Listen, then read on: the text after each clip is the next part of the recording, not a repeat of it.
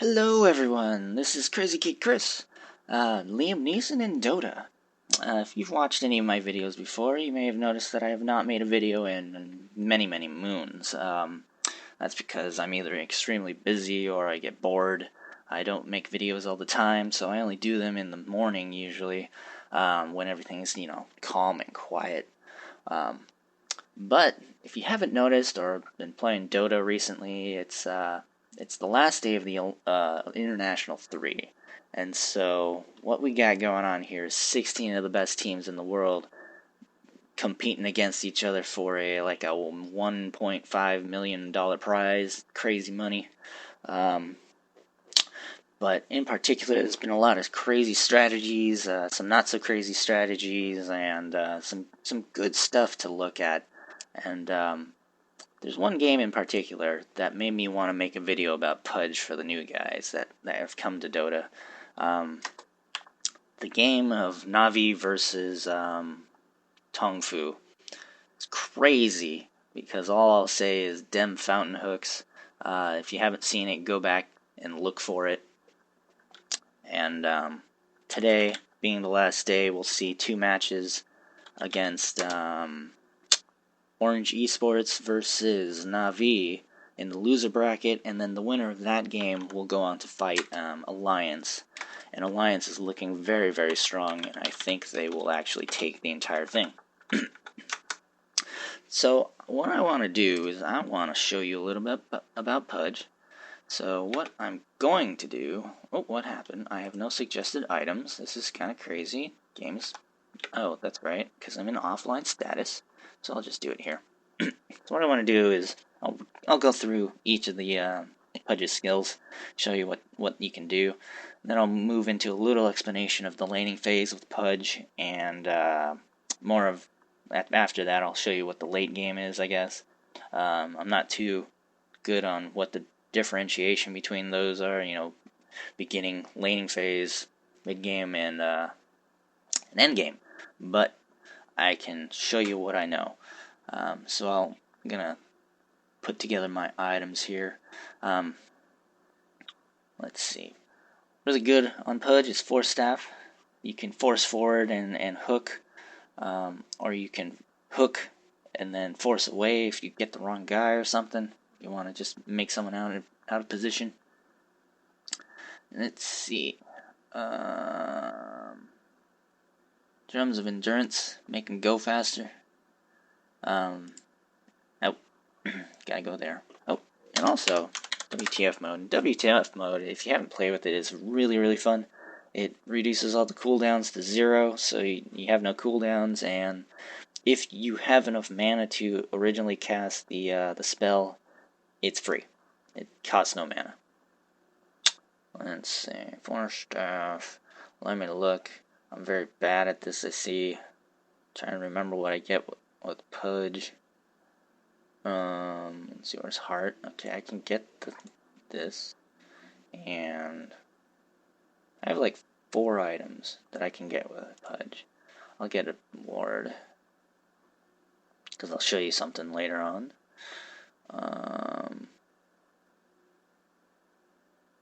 No, that looks like it's it. Yeah.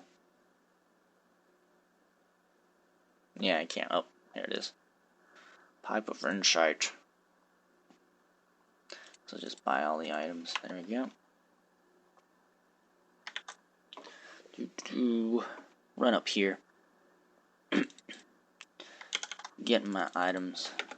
Sorry about this. Oh, what is this? No, don't want to sell that. What is this? Heart of Tarask. Oh, I'm really hating this. I can't do anything. Yep. And get that. Go back down here. Sorry about this again. I'm a little disorganized. I try to script things for my videos, but it never actually happens the correct way.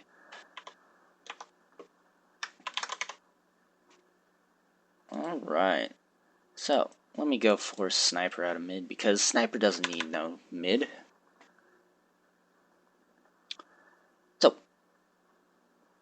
get out of here, Snipes. Go up there. Go away. Go away. Go away. Okay. So Pudge's first skill, his Q ability, is called Meat Hook.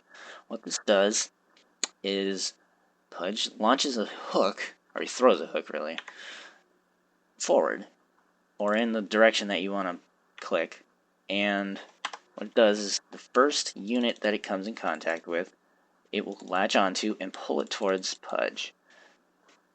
So this skill alone makes Pudge very unique because he changes the game completely.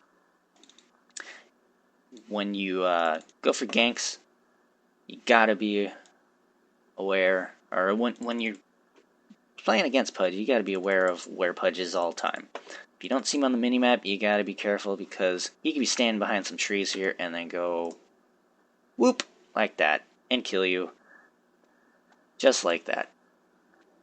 So it's very annoying. You have to make sure that you're really sporadic so he doesn't, if you're running around in circles like this, well, it's an easy target because all he does is throw the hook at you and he still grabs you.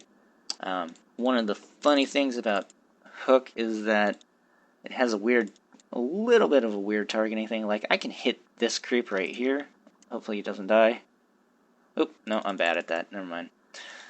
You can usually... Hey, sniper, stop that. You can actually hit creeps around other creeps if you're really, really careful with the hook. That's because the hook is really blocky when it comes to the hitboxes, or I don't know if it's what that's really called. Oh, I remember. Bottle. But yeah, so you can actually hook around things. It's really interesting. Does good damage. Really good for the beginning lane. You hook something, pulls you towards you, which sets you up for your second ability called Rot. And what this is he rots. He shoots out a cloud of putrid gas that damages and slows anything in the area besides allies. It actually hurts Pudge himself, so you want to be careful with that. Good item to go along with Rot is, well, I turned it into a pipe, but Hooded Defiance. Hooded Defiance actually decreases the magic damage it does to himself, but it doesn't decrease the damage done to others, which is nice. So, once again, I'll come up here on Pablo Bot. I can't see him. So you line up for a hook, you hook him. Oh, I can't see. You hook him. Stop that!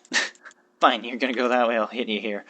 You hook him, and then you immediately rot so you can't run away as fast. And then you can just chase him and, stutter step him to kill him or do as much damage as you can. Really good synergy for Pudge. His third skill, which is his passive, it's called Flesh Heap. What it does is every time an enemy hero dies in your vicinity or you kill him, and you may have seen this before, on top of him, if I'll go top and gank because I'm getting sick of waiting for Viper. I'll go kill Wilhelm bot or Flowbot, one of the two.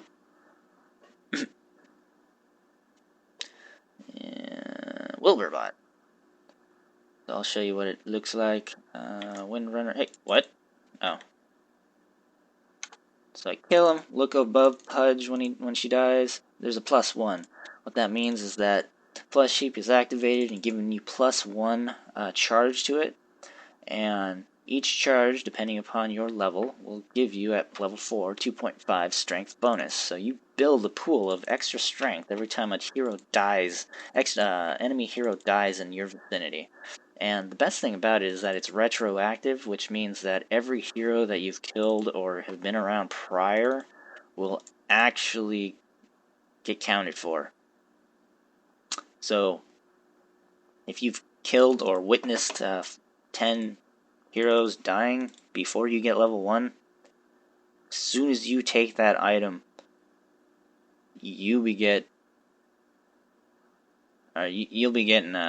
+1 for each of those hero deaths. So you'll get 10 charges, which means 10 extra strength at that time. And then each time you level it, it just multiplies it by the multiplier. Finally, Pudge's ultimate is called Dismember. First Blood. Have I got you something? What this does is it is a channeled stun, which does damage over 3 seconds. And each second it does damage. So what happens is you hook. Oh, he knew. You hook, rot, and then where'd you go? Anyway, I'll just alt this creep. What it does is you see the channeling bar. Oh, it does 5 seconds. That's because it does it on 6 seconds on creeps, 3 seconds on heroes. So what it does is Pudge stands there and does his little waggle dance, and the enemy hero is stunned until you get disrupted out of it, and it does damage to him. Where's my? Oh man, I'm missing a couple things. Dismember works well with, or gets upgraded by Oghanims. So let me sell that. I don't need that. Gets upgraded, and what it does is it gives Dismember a strength multiplier for damage, and it will actually heal you for the damage that you inflict, which is very nice. Makes Pudge a lot more tankier. A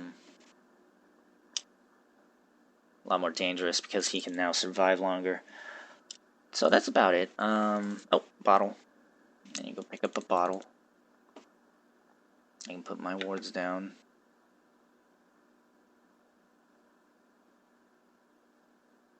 Go get a bottle. So, laning phase. Pudge is good in any lane, but he's since he's an initiating ganker, mid lane is actually really good for him. He benefits greatly from rune control because one thing, you're trading blows with whoever else is mid. You use your bottle. Well, you're out of bottle charges, and you don't want to crow it back to base or go back to base yourself. You can go hunt down the runes. There's no rune there. I know it's top because that's where it was before. Oh, they're 3 mana now. Interesting. Rahaha, just run through. Come back here. And Rot has an interesting mechanic because as soon as you activate it, it will, and if it's in range, it will actually land. So you can have someone, if they're right next to you to begin with, but they're super fast, and they get to like right over there, it'll still rot them, but your rot damage, Dismember, but your rot damage, if you have it on at the time, will not actually affect them. Oh, and also, rot does not have a disjoint mechanic, so you can actually turn it on during your channel, on and off, so it doesn't actually use movement or interrupt, so which is a nice feature. So alright, so laning phase. Pudge benefits from rune control. Some of the double damage isn't, that important for him. 2 of the scariest things you'll ever see, though, are a hasted Pudge or an invisible. Well, you won't see an invisible Pudge because you'll just die because he pops up out of nowhere and rots you, and then dismembers you. But yeah, he's a good mid. Ganking, obviously, you can come behind the trees and hook people, just like that creep. Rot and Dismember. I kill things way too quick because I'm level 25 compared to everything. Hook, Rot, Dismember. Rinse, wash, repeat. Wash, rinse, repeat. However you want to say it. Force Staff. Let me see if I can go find something. I'm going to turn on all vision because this is annoying not being able to know where anything is. There they are. They're going to Roche, essentially. No. So what you do, so one thing you can do with the force staff is he's too far away. Force up, hook, run, run, run, just like that. Bridges the gap. Gets rid of all those heartaches that you have for not being able to hook someone from very far away. Another thing you can do with force staff is, come on, say you're like here, there. Now I can't exactly get out. Hey, stop that! Come back here, you jerk. Okay, here he comes. Hey, come back here. Come back here. Oh, you're a jerk. But you can get into inaccessible areas with Pudge and then hook them up into it so they get stuck. Or you can do that to just have a 1v1 fest with them. It's kind of funny. Let's see. So mid game, yeah, you're gonna be roaming a lot because you're a ganker. You're gonna be one of the main initiators. Pudge is really good at tipping the scales. So if you have like, well, 5-man is really the end. But they're trying to run away like Skeleton King is, and I say, not today. Just like that. End game, vision is really important for Pudge. So what you'll have is, you up here, up in their enemy base, you won't be able to see because of fog. So you can stand down here, and if you can see where the enemy is, you can hook them and bring them out to tip the scales. Pudge is really, really good at that. He makes a, you get your high priority target, he goes and hooks him out. Now it's 1v5, you crush that guy, you stomp on his face. Now it is a 5v4 in your favor, and if it goes on long enough, he can continuously hook people out until you go up the base with fingers dancing around going, yeah, we just won. Interesting tidbit, Blink Dagger does not work on Pudge. That's because he can blink into funny places, and like what I was saying with Force Staff, places that you typically can't get into, and then he can pull people up and leave them there, and that was considered broken, which is why he's not allowed to have Force Staff. Not allowed to have Force Staff. Not allowed to have Blink Dagger. Let's see. So that's really regeneration. That's really the gist of Pudge. I want to kind of explain to you, if you don't know what fountain hooking is you have a couple heroes that can relocate people back to your base. Wisp and Chen, for instance. Chen was played by Puppy in that game with all the fountain hooks, and Dendy played Pudge, of course. So what you do is Chen uses Test of Faith on Pudge, which gives him the 3 seconds at level 4 before he teleports back to the base. So what you do is you use it on Pudge, and you throw the hook right as you're going to teleport back, or actually a little bit before. I think it's maybe half a second. You have half a second between the teleport and the land of the hook to be able to pull them from anywhere on the map, wherever you hook them, all the way back to your well, where, as everyone knows, the fountain has incredible DPS. So you can do this. The only problem is that now you have Pudge down here while the rest of your team is anywhere else, and if you don't do it, then you could potentially have a Rafflecopter fight where your entire team dies horribly while Pudge is at your base. If it does work, you got Pudge down here with Dismember holding the enemy hero at the base while it pummels them to death. Good for getting rid of Aegis if you can land it. It's a very difficult skill to do. Stupid Windrunner. You know where I'm going to throw this stuff. Very difficult. Even the pros can't land it consistently, as can be seen in that game. Wisp, however, is a better choice to Chen because relocate will actually bring you back. so you only have, what, a 15-second delay between, well, in that case, 15 seconds is a long time too, so you can actually die. No, it's more of 10, isn't it? Yeah. Still, that time delay of not being up there can spell disaster for the rest of your team. I kind of rambled a lot and kind of wasted a lot of time in this video, but I think I got the gist for the new guys playing the game. So I think I'll call it good for Pudge. Yes, I will. Well, thank you for watching, and I will talk at you later.